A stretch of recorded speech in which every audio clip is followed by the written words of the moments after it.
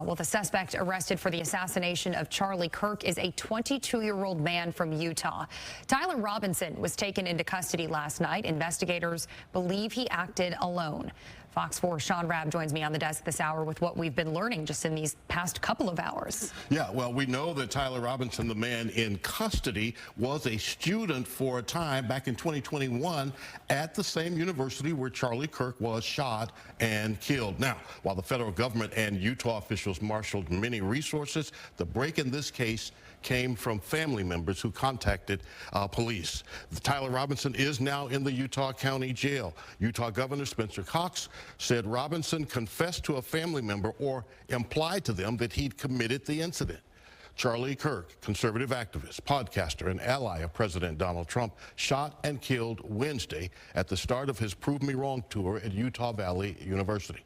As for a motive for the violence, the governor said investigators interviewed one of Robinson's family members who told them he'd become more political in recent years.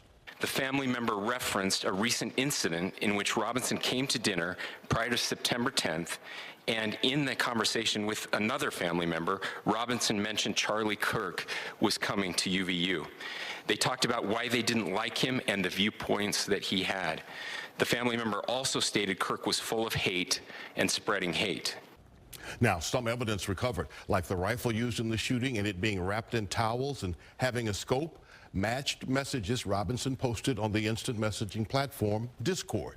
There were also messages on that app referring to engravings on bullets, which the governor said were found on both the fired shell casing as well as the unfired casings. Now, charges Tyler Robinson now facing include suspicion of aggravated murder, felony discharge of a weapon, and obstruction of justice. All are state felony charges, and the aggravated murder charge carries the possibility of the death penalty. Now, they continue to build their case against Robinson with search warrants being served on residents, on social media, and a gray Dodge Challenger, which he has. An additional review of surveillance cameras on campus showed him arriving a little before 8:30 the day of the shooting, not at 11:52 as officials in Utah originally thought, Hannah. Yeah, I know they're still piecing together many details about this investigation. Can you tell us about how this all came together overnight? Yeah, I can tell you that it happened very quickly after that evening news conference Thursday. Here's what. That's when video of a slender young man, now identified as Robinson, climbing down and jumping from a campus building and running into a shrub-filled area was released.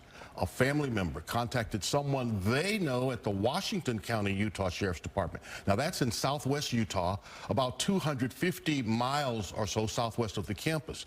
That sheriff's employee contacted the Utah County Sheriff and FBI investigators. They dispatched folks to that home, and when that happened, Robinson was taken into custody about 10 p.m. local time, 9 o'clock our time last night. Overnight, authorities said family and a roommate were interviewed, but some reports say he still lived with his parents. Investigators began looking for corroborating evidence, even though there was this confession to a family member, admission of involvement. But they needed to make sure they had their man. And as the governor said this morning, quote, "We got him." Well, it was a quick turnaround there, Sean Rabb. Thanks. And hey, we are following developments on the arrest and the investigation. You can watch live streaming coverage this afternoon on fox4news.com as well as the Fox local app. 37-year-old Yordanis Cobos Martinez, a Cuban national, sits in the Dallas County Jail charged with capital murder. He's on an immigration hold, now accused of beheading his boss at a Dallas motel Wednesday morning. Cobos Martinez was arrested half a block away wearing a white T-shirt covered in blood. Public records show at the time of the murder, Cobos Martinez had an active warrant for a probation violation out of California. Back in 2017, Cobos Martinez carjacked a woman in South Lake Tahoe while he was naked.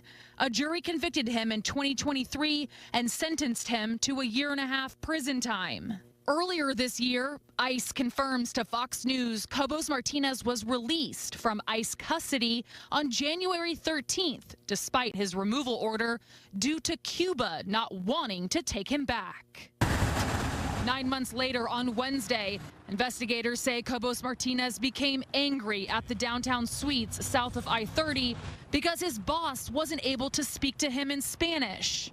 New details from an arrest affidavit reveal a witness told police the suspect was set off and pulled out a machete, stabbing and cutting 50-year-old Chandra Nagamalaya several times, eventually beheading him. Thursday, Fox 4 was sent a fundraiser for Nagamalaya's family, calling the killing sudden and deeply traumatic. It reads his life was taken in a brutal attack that occurred in front of his wife and son, who bravely tried to protect him.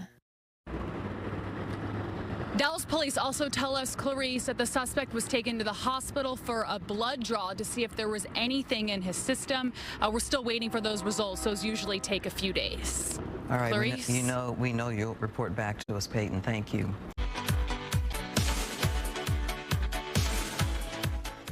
Well, the CDC is warning about the spread of a parasite infection with potentially serious health complications. Fox 4's Stephen Dial is dialed in on the kissing bug disease. The formal name for it is Chagas disease. It comes from an insect known as the kissing bug, but let me tell you, it's not a kiss that you will get. Instead, it will leave a red bite mark on your face. It's also common to have bites on your ankles or legs. The infection comes from a parasite carried by kissing bugs that can pass from animals to humans or humans to humans.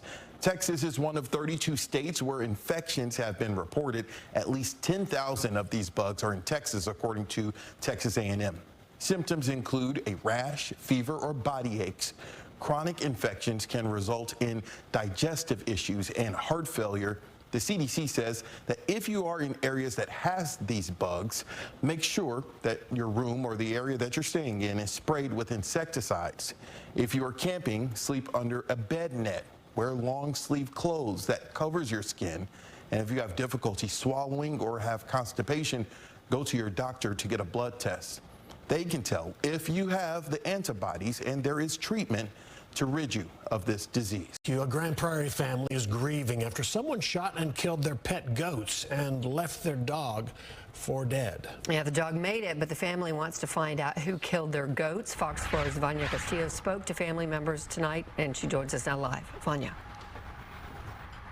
Yeah, Terry and David are missing a large part of their family as their 4 pet goats were killed right in their yards. Now, we met with their sweet dog, Allie, who is still recovering after trying to protect the pets. That your pets were so cruelly murdered, just killed for no reason. Well, we were shocked.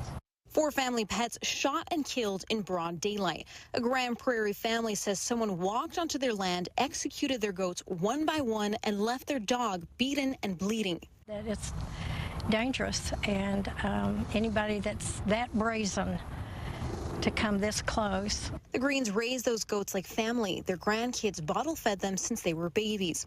And you get attached to them, so they're just not like goats that you see run around in the field. No, they were part of our family since they were born. But Terry and David Green say Tuesday afternoon someone came onto their property and shot the goats at close range. The family didn't hear the gunfire. A neighbor's Ring camera later confirmed the sound just before 2:30 p.m. right across from an elementary school. They would have had to come up to them, grab their horn, put the gun up to their head and shoot them, and then go to the next one. And then they found their dog, Allie, barely able to stand. The family believes Allie was trying to protect the goats. And I came up to see her, and she could barely even get up. And she had blood on her ear, and she was matted with mud and some blood, and someone had actually beaten the dog. She came home from the hospital today, scared and shaken. She's very traumatized, and she's got whelps and perforations all over her legs, her stomach, her back, her head, her ears. So she has to be doctored every single day, and she's on medication for anxiety. For this family, it's not just about their pets. It's about the danger of someone who would do something this cruel. We can't bring them back, but at least whoever did it needs to pay for that. I mean, who does that? It's so cruel. So it makes us very concerned about our well-being. People that are cruel and mean and murder animals for no reason. Now, the Greens are desperate for answers. They're personally putting up a $5,000 reward for anyone who gives any answers that lead to an arrest. Back to you. All right, Vanya, thank you.